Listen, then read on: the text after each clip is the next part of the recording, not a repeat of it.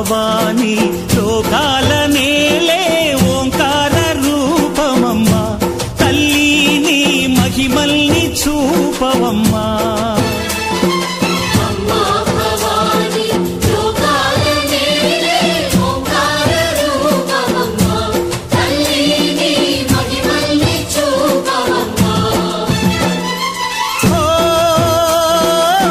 సృష్టికే దీపమా శక్తికే మూలమా సింహరథమే నీదమ్మా అమ్మ దుర్గమ్మ భక్తులను దీవించుమా